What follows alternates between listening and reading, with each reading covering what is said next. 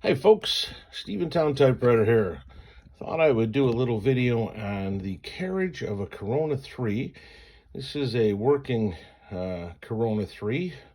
It's portable with the folding carriage, and if you look, this is the back plate on it, and you'll see the carriage is held on here by a little clip right here, which is screwed on, and it rides back and forth in the frame by two little ball bearings, and they are kept in place by a little rod. And many times what you'll find on Corona 3s is these come dislodged, and the ball bearings get loose and the little rod gets lost. And so I thought I would show you, this is what a complete one looks like.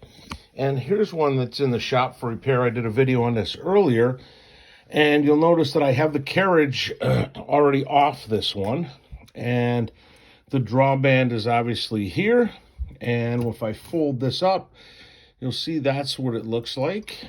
And on the bottom, when I removed the plate that was on the other one, that plate, this is all the stuff that's underneath. So in order to fix this typewriter, what you have to do is you have to remove this little piece here. There's two screws, and this comes out, and then your carriage separates from your carriage rails. But this is the little piece that I was telling you about. This little metal piece right here. If this is lost, you're really sunk, because you need a parts machine for it.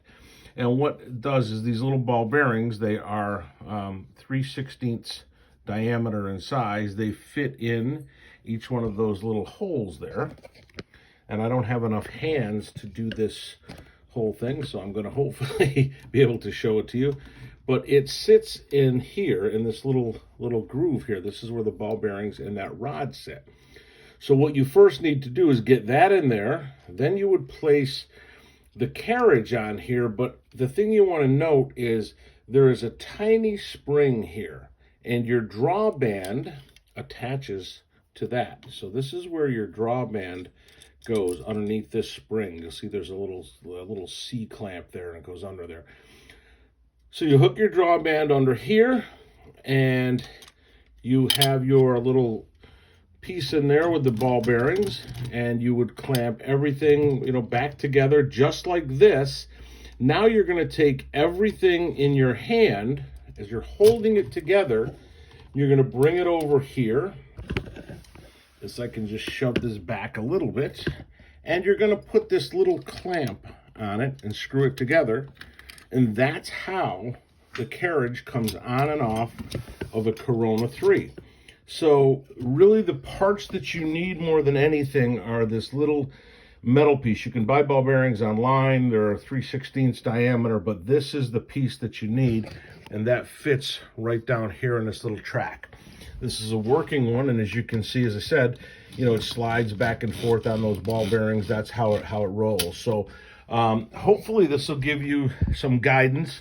One other piece of information: as you're working on machines, especially Corona 3s, always very advisable when you flip this up and you're going to lay this down, is that what you should do is put a washcloth or a cloth here. Otherwise, what happens is you'll get all your paint. As you can see, it's already scraped off. And on this typewriter, you see over the years people have done that. So just to preserve the paint, I always put a cloth here so that when I flip this over, I'm not hitting the paint. Hopefully that's helpful. That will tell you how to take a carriage off of a Corona 3 and reinstall it with new ball bearings if they've fallen out or been lost over time. Have a great day.